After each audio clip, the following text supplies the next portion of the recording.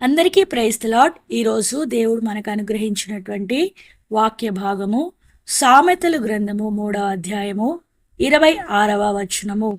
యెహోవా నీకు ఆధారమగును, నీ కాలు చిక్కుబడకుండానట్లు ఆయన నిన్ను కాపాడును.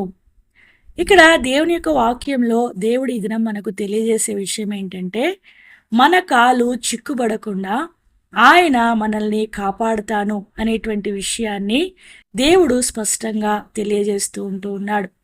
ఇక్కడ మనం చూస్తూ ఉన్నట్లయితే మన కాలు చిక్కుపడేటువంటి అవకాశం ఉందని దేవుడు ముందుగానే మనకు తెలియజేస్తూ ఉన్నాడు. దేవుని బిడ్డలముగా చేయబడినటువంటి మన యొక్క జీవితాల్లో మన యొక్క జీవిత యాత్ర అంతా కూడా మన యొక్క కాలు నడిచేటువంటి ప్రతి ఒక్క విధానం అంతా కూడా సరైన మార్గంలో మనం వెళ్తామని, ఏ ఆటంకాలు అడ్డంకులు రావు అని దేవుడు ఇక్కడ తెలియజేయటం లేదు. కానీ నీ యొక్క కాలు చిక్కుపడేటువంటి అవకాశం ఖచ్చితంగా ఉంది అని దేవుడు స్పష్టంగా మనకు తెలియజేస్తూ ఉన్నాడు. అనేక దినాలు అనేక సార్లు మనం ఏమనుకుంటూ ఉంటామంటే, దేవుని బిడ్డను కదా నేను, దేవుని బిడ్డనైతే నా యొక్క జీవితంలో నేను ఎందుకు ఇలా నడుస్తూ ఉన్నాను, ఎందుకు ఇలా ముందు కొనసాగుతూ ఉన్నాను, ఎందుకు నా యొక్క కాలు చిక్కుబడుతూ ఉన్నది అని మనకు అనుమానాలు వస్తూ ఉంటాయి.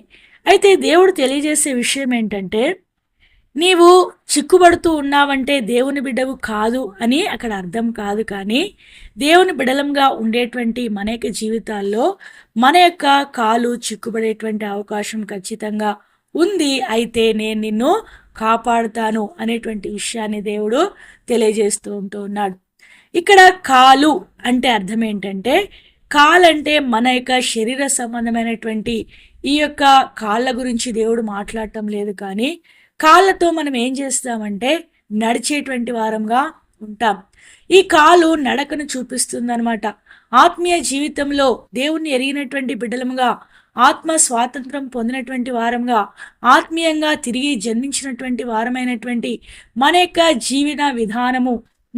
జీవన విధానంలో మనం నడిచేటువంటి ఆ యొక్క నడకని ఇక్కడ చూపిస్తూ ఉన్నదనమాట.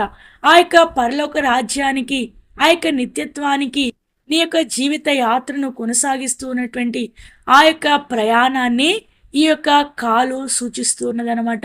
మన యొక్క నడవడికను చూపిస్తూ ఉన్నది, మన యొక్క ప్రవర్తనను చూపిస్తూ ఉన్నది. మనము దేవునిలో ఎలాగో ముందుకు కొనసాగుతూ ఉన్నామో ఆ విషయము ఈ యొక్క కాలు మనకు తెలియజేస్తూ ఉంటుందని అనమాట. అంటే మన యొక్క కాలితో మనం ఎలాగైతే ఈ లోకంలో ఏ మార్గంలో వెళ్ళాలనుకుంటే, మనము ఎక్కడికైనా వెళ్ళాలనుకుంటే మనం కాళ్ళతోనే వెళ్తాం. చిన్నపిల్లలైతే స్కూల్స్కి వెళ్ళాలంటే నడుచుకుంటూ వెళ్ళేటువంటి వారు ఉంటారు. తర్వాత వెహికల్స్లో వెళ్ళినా కూడా కొంచెం దూరమైనా మనము నడవాలంటే ఖచ్చితంగా మనకు కాళ్ళు అవసరం. యవనస్తులు కాలేజ్కి వెళ్ళాలన్నప్పుడు, తర్వాత ఆయా మార్కెట్స్కి లేకపోతే ఆ షాప్స్కి వెళ్ళాలనుకున్నప్పుడు మనకేం కావాలి? కాళ్ళతోనే మనము నడిచేటువంటి వారంగా ఉంటాం. తర్వాత పెద్దవారు ఉద్యోగాలకి వెళ్ళాలనుకున్నప్పుడు, ఏదైనా స్కూల్స్లో పనిచేసేటువంటి వారు వాళ్ళ యొక్క పనులు చేసుకునేటువంటి ఆ యొక్క స్థలాలకు వెళ్ళాలనుకున్నప్పుడు వారి కాళ్ళను ఉపయోగించి వాళ్ళు వెళ్ళేటువంటి వారుగా ఉంటారు. అంతేకాకుండా మనము ఇంట్లో నడిచేటప్పుడు కూడా మనము కాళ్ళతోనే నడిచేటువంటి వారంగా ఉంటాం. అయితే మన యొక్క ఆత్మీయ యాత్రలో మనం నడిచేటువంటి విధానంలో మనకు చిక్కు వస్తుంది అని దేవుడు మనకు తెలియజేస్తూ ఉన్నాడు. మనమందరము ఎరుగుదము, చిక్కు వచ్చినప్పుడు మనం ఏం చేస్తామంటే ముందుకు వెళ్ళలేమన్నమాట.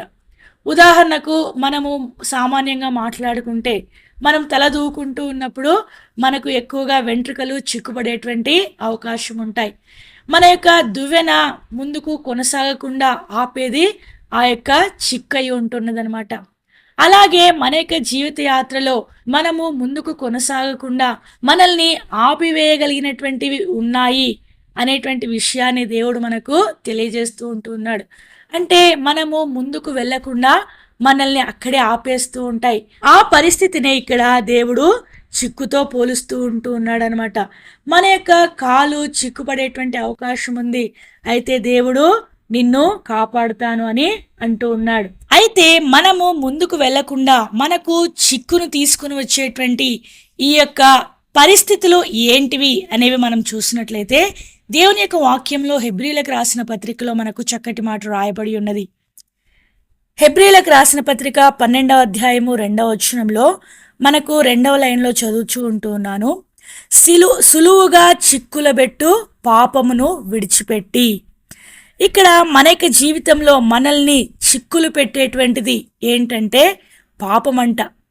మనల్ని అది సులువుగా చిక్కులు పెట్టేటువంటి పాపాలంట. ఇవి కఠినమైనటువంటివి కాదు, తర్వాత కష్టతరమైనటువంటివి కాదు, కానీ సులువుగా చిక్కులో పడేసేటువంటి పాపాలు. సులువైనటువంటి విధానంలో మన యొక్క ఆత్మీయ యాత్రను ఆపివేయగలిగినటువంటి ఈ యొక్క పాపములు అన్నమాట. వాటిని మనము విడిచిపెట్టాలి అని దేవుడు మనకు తెలియజేస్తూ ఉంటూ ఉన్నాడు.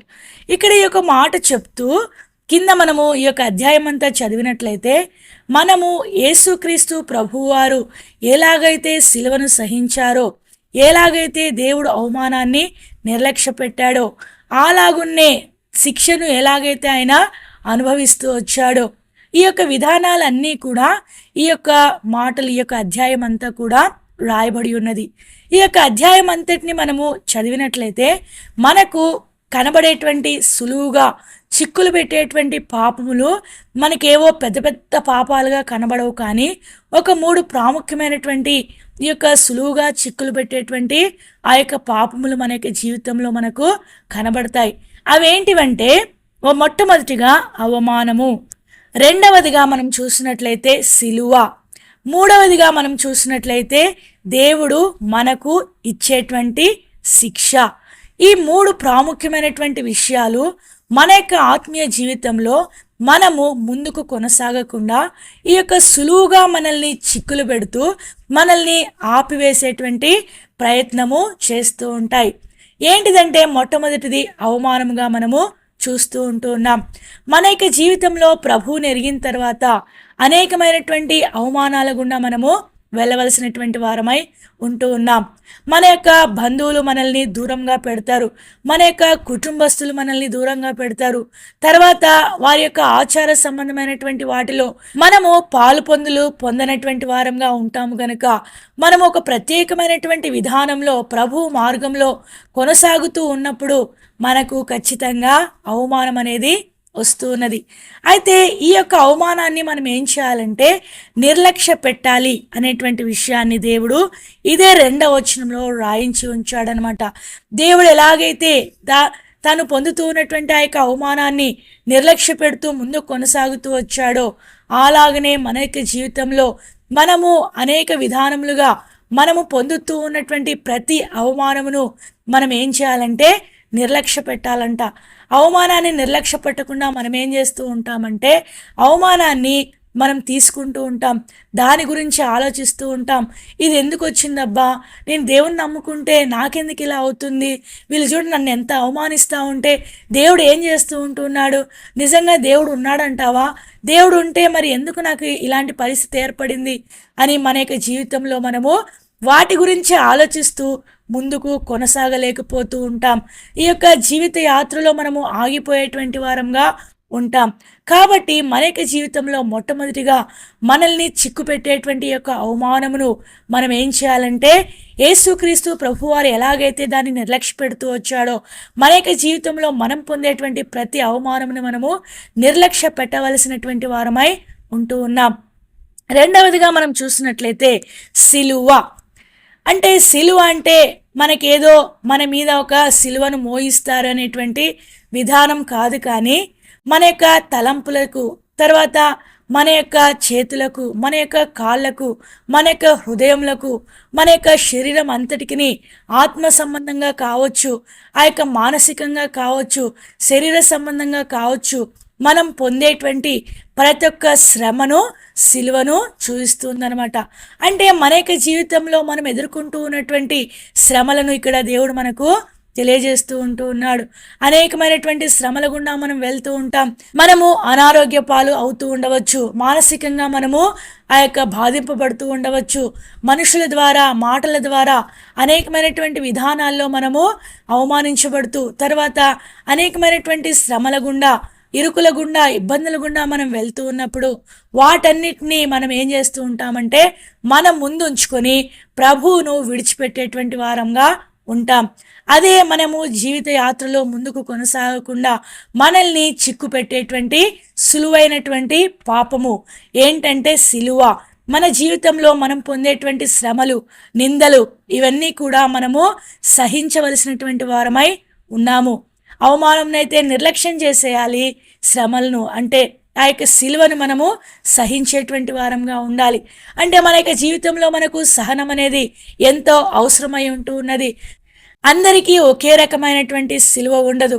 వారి జీవితంలో ఇది లేదు కదా, మన జీవితంలో ఇది ఎందుకు వచ్చింది అని మనము ప్రశ్నించడానికి వీల్లేదు. కానీ వారికి ఉండవలసినటువంటి కష్టాలు శ్రమలు వారికి ఉంటాయి, మనకు ఉండవలసినటువంటి కష్టాలు శ్రమలు మనకుంటాయి. ధనవంతులకు కష్టాలుంటాయి, పేదవారికి కష్టాలుంటాయి, చదువుకున్న వారికి కష్టాలుంటాయి, చదువు లేని వారికి కష్టాలుంటాయి, ఉద్యోగస్తులకు కష్టాలుంటాయి, కూలీ చేసుకునేటువంటి వారికి కూడా కష్టాలుంటాయి. ఈ విధంగా మనము ప్రతి ఒక్కరికి ఎవరి పరిమాణంలో వారికి కష్టాలు శ్రమలు అనేటివి ఉంటాయి గనుక వారిని వీరిని చూస్తూ మనము ముందుకు కొనసాగకుండా ఆగిపోకూడదు. కానీ మనము ప్రతిదీ సహించుకుంటూ మనకు దేవుడు ఏదైతే అనుమతిస్తూ ఉంటూ ఉన్నాడో దాన్ని ఓర్చుకుంటూ మనము ముందుకు కొనసాగాలి.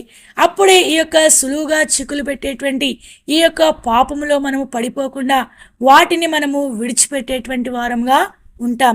మూడవదిగా మనం చూసినట్లయితే దేవుడు తన కుమారులను ఎలాగైతే శిక్షిస్తాడో అలాగున్నే మనల్ని శిక్షించేటువంటి వాడై ఉంటూ ఉన్నాడు.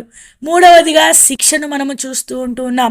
మొట్టమొదటిగా అవమానము, రెండవదిగా సిలువ, మూడవదిగా మనకు శిక్ష కనపరచబడుతూ ఉన్నది. ఈ యొక్క శిక్షను దేవుడే మన యొక్క జీవితంలో అనుమతించేటువంటి వాడుగా ఉంటూ ఉన్నాడు. ఎందుకంటే మనం సామాన్యులం కాదు, మనము వెంటనే లోబడేటువంటి వారం కాదు. దేవునికి ఇష్టమైనటువంటి విధానంలో దేవుని యొక్క చిత్తానుసారంగా నడవటానికి మనము ఇష్టపడేటువంటి వారం కాదు. మన ఇష్టానుసారంగా మనం పోవటానికి ఇష్టపడతాం, మనకు నచ్చింది మనం చేయటానికి ఇష్టపడతాం. దేవుని యొక్క మార్గాలను, దేవుని యొక్క తలంపులను, దేవుని యొక్క ఉద్దేశాలను, మన పట్ల ఆయనకున్నటువంటి ఆ యొక్క గొప్ప ఉన్నతమైనటువంటి ఆ యొక్క తలంపులను, మార్గములను మనము గుర్తెరగినటువంటి వారమై మనం జీవిస్తూ ఉన్నప్పుడు మనకి దేవుడు శిక్షలు అనుమతిస్తాడనమాట. ఆ యొక్క శిక్ష ద్వారా నిన్నేదో శిక్షించి నిన్నేదో బాధ పెట్టాలన్నటువంటి ఉద్దేశం కాదు, కానీ ఆయన మార్గంలోనికి నిన్ను నడిపించుకోవాలని, శిక్షకు తగినటువంటి ఫలమును మనము పొందటానికే శిక్షించబడుతూ ఉంటూ ఉన్నాము అనేటువంటి విషయాన్ని కూడా ఇక్కడ దేవుని యొక్క వాక్యంలో 7వ వచనంలో మనకు రాయబడి ఉన్నదనమాట. అంటే శిక్షా ఫలము పొందటానికి మనము శిక్షను సహించవలసినటువంటి వారమై ఉంటూ ఉన్నాం. దేవుడు ఎందుకు నాకు ఈ శిక్ష అనుమతించాడు, దేవుడు నన్ను ఎందుకు శిక్షిస్తూ ఉన్నాడు అని ప్రశ్నించడానికి వీల్లేదు. కానీ మన కుమారులను ఎలాగైతే మనము చక్కని మార్గంలో నడిపించడానికి మనం శిక్షిస్తూ నడిపిస్తూ ఉంటామో, ఆయన బిడలముగా ఉండేటువంటి మనం కూడా ఆయన కుమారులము కుమార్తెలము గనుక మనల్ని శిక్షించి ఆయన మార్గంలో మనం నడవటానికి దేవుడు మనకి సహాయపడటానికి అలాగును అనుమతిస్తూ ఉంటూ ఉన్నాడని గుర్తెరిగినటువంటి వారమై మనము శిక్షాఫలం పొందటానికే మనము సహిస్తూ ఉన్నామని, ప్రస్తుతము యొక్క శిక్ష దుఃఖకరంగా కనబడుతుంది, కానీ అది మన మేలుకే దేవుడు అనుమతిస్తూ ఉంటూ ఉన్నాడని మనము గుర్తెరగాలని దేవుడి దినమున మనకు తెలియజేస్తూ ఉంటూ ఉన్నాడు.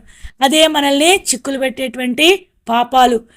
అవి పెద్ద పెద్ద పాపాలు కాదు, మనుషులకు కనబడేటువంటి పాపాలు మనము చేయము. ఎందుకంటే దేవుని బిడ్డలంగా మనం ఏం చేస్తూ ఉంటామంటే దేవుని బిడ్డలంగా మనల్ని మనము అగుపరుచుకోవటానికి ఎంతో ప్రయత్నిస్తూ ఉంటాము గనుక బయటికి కనబడేటువంటి పాపాలు చేయటానికి అంత ఇష్టపూర్వకంగా మనము ముందుకు కొనసాగం. కానీ మనకు తెలియకుండానే, అందుకే వీటిని సులువుగా చిక్కులు పెట్టేటువంటి పాపములు అని దేవుడు తెలియజేస్తూ ఉంటూ ఉన్నాడు. అవమానం వచ్చినప్పుడు ఆగిపోతాం, సిలువ వచ్చినప్పుడు ఆగిపోతాం, శిక్ష వచ్చినప్పుడు ఆగిపోయేటువంటి వారంగా ఉంటాం. మన యొక్క కాలు ముందుకు పోకుండా మన యొక్క జీవిత యాత్రను అక్కడ ఆపివేస్తూ ఉంటాం. అలాంటి పరిస్థితి మన యొక్క జీవితంలో రాకుండా అవి వచ్చినప్పటికీ మనము నిర్లక్ష్యం అనేటువంటిది, తర్వాత సహనము, ఓర్పు అనేటువంటిది మన యొక్క జీవితంలో మనం కలిగి ఉన్నప్పుడు తప్పకుండా మన యొక్క జీవిత యాత్రలో ఆ యొక్క శిక్ష నుండి తప్పించబడినటువంటి వారమై ముందుకు కొనసాగేటువంటి వారంగా మనము ఉంటామన్నమాట. కాబట్టి మన యొక్క జీవితంలో దేవుడు తెలియజేసేది ఏంటంటే, నీ కాలు చిక్కుబడేటువంటి అవకాశం ఉంది బిడ్డ, అయితే నేను నిన్ను కాపాడుతాను. ఎలా కాపాడుతానంటే నీవు సహించుకున్నట్టు ద్వారా, ఎలా కాపాడుతానంటే నీవు అవమానం నిర్లక్ష్యపట్టు ద్వారా, ఎలా కాపాడుతానంటే నేను వేసేటువంటి శిక్షను నీవు స్వీకరించడం ద్వారా నేను నిన్ను కాపాడుతాను అని దేవుడి దినమున మనకు తెలియజేస్తూ ఉంటూ ఉన్నాడు. అలాగున మన యొక్క జీవితంలో వినటువంటి యొక్క వాక్య ప్రకారము మనము మన యొక్క జీవితాలని కట్టుకున్నప్పుడు తప్పకుండా మన యొక్క జీవిత యాత్రలో ఆగిపోకుండా ముందుకు కొనసాగేటువంటి వారంగా ఉంటాం. అలాగున దేవుడు మనల్ని అందరినీ సిద్ధపరచునుగాక. మరొకసారి మనకిచ్చినటువంటి వాక్య భాగమును చదువుకొని ముగించుకుందాం.